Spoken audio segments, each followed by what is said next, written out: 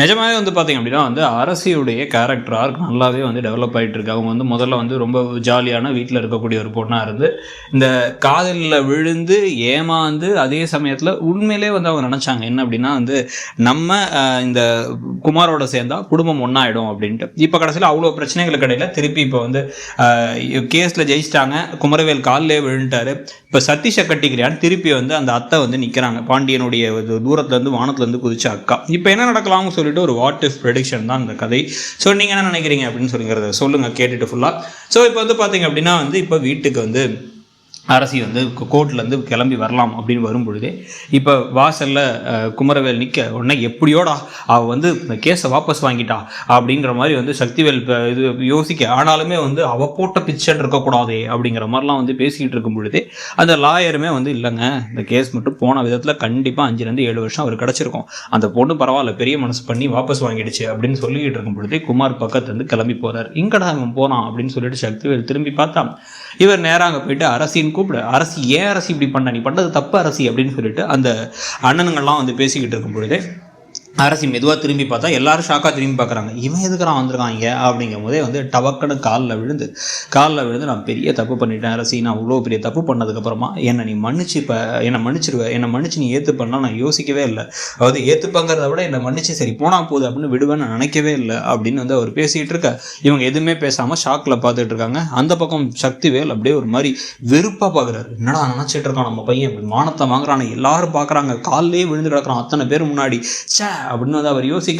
யோசிக்கும் பொழுதே வந்து அரசி செஞ்ச நல்ல விஷயம் மறந்து போய் இவருக்கு தான் புள்ள காலோட நிலைமை ஆயிடுச்சுங்கிறது மட்டும் தான் முக்கியமாக இருக்க போகுது. ஸோ இப்போ இதுக்கு இடையில தான் வந்து சரி ஓகே அப்படின்னு சொல்லிட்டு அவருங்க எதுவுமே பேசாமல் அந்த இடத்த விட்டு நகர்ந்து வந்ததுக்கப்புறமா வந்து டேய் என் தங்கச்சி இப்படி இப்போ முடிவெடுத்ததுனா நீ தப்பிச்சடா, இல்லைனா அவனெல்லாம் விட்டுருக்கவே மாட்டேன்டா அப்படிங்கிற மாதிரி இந்த பக்கம் கதிர் கோவப்படுறதுலாம் நடக்க போகுது. இதுக்கு பிறகுதான் வீட்டுக்கு வந்ததுக்கப்புறமா இந்த கேஸில் அவங்க ஜெயிச்சிட்டாங்கிறத தெரிஞ்சு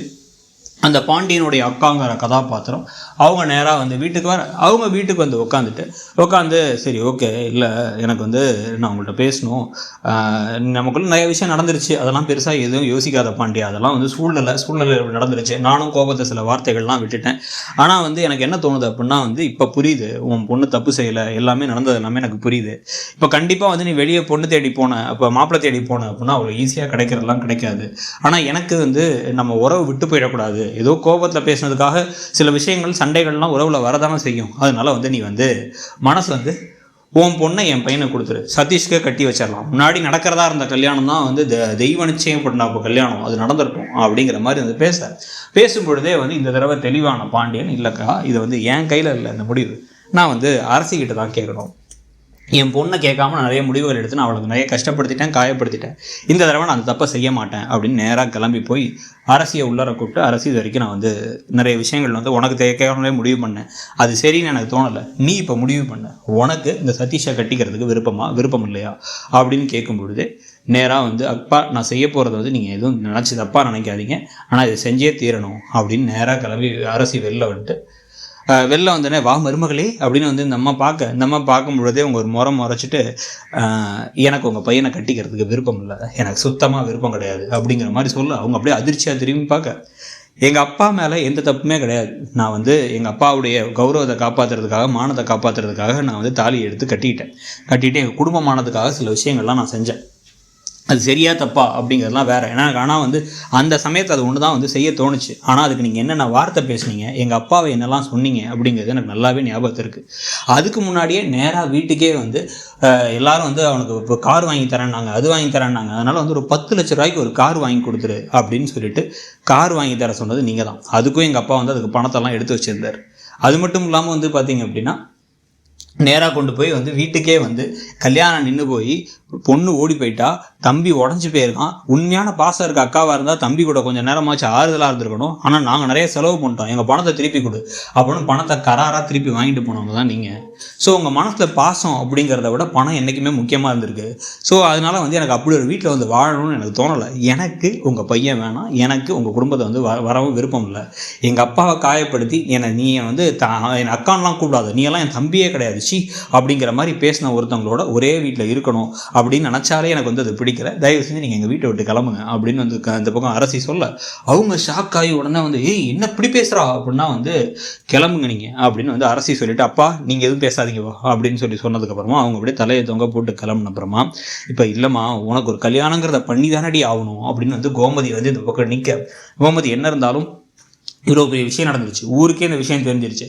கோர்ட்டு கேஸ்ன்னு தெரிஞ்சது மட்டும் இல்லாமல் நீயும் உங்கள் அப்பாவும் வேற வந்து ஆட்டோவில் வந்து ஸ்பீக்கர்லாம் வச்சு எல்லா இடத்துக்கும் சொல்லிட்டீங்க, இப்போ வந்து நீ வந்து இதை வந்து இல்லை யாருக்கும் தெரிஞ்சாலும் பரவாயில்ல அப்படிங்கிற மாதிரி நடந்துக்க முடியாது, எங்களுக்கும் ஒரு கடமை இருக்குல்ல, உனக்கு ஒரு கல்யாணத்தை பண்ணி வைக்கணும்ல அப்படின்னு வந்து இவங்க நிறைய பேசிக்கிட்டே இருக்கும் பொழுது எனக்கு இப்போதைக்கு கல்யாணம் பண்ணிக்கணுங்கிற எண்ணமே கிடையாதுமா, எனக்கு இப்போதைக்கு நான் இதை பற்றிலாம் யோசிக்க விரும்பலை, இப்போ தான் வந்து அந்த கேஸ் முடிச்சுட்டு வந்திருக்கோம், கொஞ்சம் நாளைக்கு என்னை விடுமா பேசாமல், நான் வந்து இப்போ எக்ஸாமுக்கு ப்ரிப்பேர் பண்ணணும், மீனா அண்ணி மாதிரி நானும் வந்து ஒரு கவர்மெண்ட் வேலைக்கு போகணும், அதுக்கு நான் ட்ரை பண்ண போகிறேன் அப்படின்னு அரசி சொல்லிக்கிட்டு இருக்கும் பொழுது என் பொண்ணு என்ன பேசின ஒருத்தங்களை வந்து பொறுத்துக்க முடியாமல் அவ்வளோ கோபமாக வந்து பேசிட்டு போயிட்டா, அவள் பேசின வார்த்தைங்களாம் எனக்கு சந்தோஷமாக தான் இருக்குது, அதே சமயத்தில் அவளுக்கே தோணி அவள் எப்போ கல்யாணம்னு சொல்கிறாளோ அப்போ கல்யாணத்தை பற்றி பேசிக்கலாம், இப்போ தானே அவள் காலேஜே முடிச்சிருக்கா, என்ன பெருசாக வயசாகிடுச்சு, இன்னும் 2-3 வருஷம் போகட்டும் அப்படிங்கிற மாதிரி வந்து பாண்டியன் பேசிக்கிட்டு இருக்க, அதே சமயத்தில் அந்த பக்கம் வந்து பார்த்திங்க அப்படின்னா வந்து நான் அரசியை தான் கட்டிப்பேன், எனக்கு அரசியை இந்த கேஸ்லேருந்து வெளில வந்துட்டேன், அப்படியே வந்து நம்ம உடனே ஒரு கல்யாணத்தை ஃபிக்ஸ் பண்ணிடலாம், அந்த நிச்சயம் பண்ணுறதுக்கு வந்தவங்களே வந்து கேஸ் முடியட்டும் அப்படின்னு சொல்லி சொன்னாங்கல்ல, இப்போ தான் கேஸே முடிஞ்சிருச்சு அப்படின்னு வந்து சக்திவேல் பேசிக்கிட்டு இருக்கும் பொழுது என்னால் அவங்க யாரையும் யாரையும் கல்யாணம்லாம் பண்ணிக்க முடியாது, என் மனசில் நான் பண்ண தப்புக்கு பிராயச்சித்தமாக நான் திருப்பி அரசியை கல்யாணம் பண்ணி, ஆனால் அரசியை இந்த தடவை நான் ராணி மாதிரி வச்சுக்கணும், அவள் பேருக்கு ஏற்ற மாதிரி அவள் அரசியாக இருக்கணும், அதை நான் பண்ணியே தீருவேன் அப்படிங்கிற மாதிரி வந்து இப்போ குமரவேல் சொன்னோடனே ஷாக் ஆக போகிறாங்க, என்னடா சொல்கிறான் இவன், என்னடா பேசுகிறான் அவன் சொல்லிட்டு சக்திவேல் யோசிக்க, அதே சமயத்தில் இந்த பக்கமும் வந்து பார்த்திங்க அப்படின்னா கோமதியும் வந்து அதே விஷயத்தை யோசிச்சு வந்து அரசியை கூப்பிட்டு, அரசி நீ வேணா வந்து குமாரே கல்யாணம் பண்ணிக்கிறியா, அவன் தான் திருந்திட்டான் பாவம், நீ அவனை மன்னிச்சிட்ட அப்படிங்கும் போதே இவன் கோபமாக வந்து அதெல்லாம் அவனை கட்டிக்க முடியாதுமா அப்படின்னு சொல்லிக்கிட்டு இருக்க, இன்றைக்கி இப்படி தான் தோணும், நல்லா யோசிச்சுப்பாரு, அவன் முன்னாடி உன்னை காதலிக்கவும் நல்லா தான் நடந்திருப்பான், நடுவில் தான் வந்து ஏதோ கொஞ்சம் புத்தி கெட்டு போய் இப்படி நடந்துட்டான், பழி வாங்குறோம் அப்படின்னு நினச்சிட்டு, ஆனால் அவன் நல்லவனாக தான் இருப்பான்னு எனக்கு தோணுது, அதுவும் வந்து என்ன இருந்தாலும் வந்து எங்கள் ரத்தம் தானே ஆகணும், அதனால் அவன் எப்படியும் வந்து சரியாகி திருப்பி உன்ட்ட வந்து ஒரு வேளை பேசினா உனக்கு யோசிச்சுப்பாரு, எங்கள் அம்மாவும் சந்தோஷப்படுவாங்க, நம்ம குடும்பங்கள்லாம் ஒன்னாகிறதுக்கான வழியா அது நிஜமா மாறும் அப்படின்னு கோமதி தன்னுடைய அண்ணன் குடும்பத்து பாசத்தால வந்து பேச, இந்த விஷயத்த அரசி யோசிக்க ஆரம்பிச்சு கொஞ்ச நாட்கள் கழிச்சு பாண்டியன் கிட்டக்கு எனக்கு என்னவோ அம்மா சொல்கிறது சரிதான் தோணுதுப்பா, நான் வேணா பேசாமல் திருப்பி குமாரே கட்டிக்கிறேன் அப்படிங்கிற இடத்துக்கு வருவாங்களா, இல்லை அதுக்கு முன்னாடியே வந்து குமரவேலே வந்து இவங்களை இம்ப்ரெஸ் பண்ணுறதுக்காக நிறைய விஷயங்கள் செஞ்சு பல திட்டுகள் வாங்கி அவமானப்பட்டு, ஆனால் அதுக்கு பிறகு அரசியோடைய மனசும் மாறி சரி ஓகே கல்யாணத்தையே பண்ணிடலாம், இவரே கல்யாணம் பண்ணிக்கலாம் அப்படின்ட்டு நான் கட்டிக்கிறேன்ப்பா, நான் குமாரையே கட்டிக்கிறேன், ஆனால் இந்த தடவை வந்து எல்லாமே ஏன் டேர்ம்ஸ் அண்ட் கண்டிஷனில் இருக்கும், எல்லாம் அந்த மாதிரி எதுவும் பிரச்சனையாகாது நான் நம்புகிறேன் அப்படிங்கிற மாதிரி திருப்பி நம்பிக்கையோடு அந்த வீட்டுக்கு போவாங்க, இந்த பிரச்சனைகள்லாம் முடிய வருமா அப்படிங்கிறத பற்றி உங்களுடைய கருத்து என்ன, இந்த கதை போகிற போக்கில் என்னென்ன விஷயங்கள் உங்களுக்கு ஒத்து வரல அப்படிங்கிறதையும் கமெண்ட் செக்ஷனில் சொல்லுங்கள். தேங்க்யூ.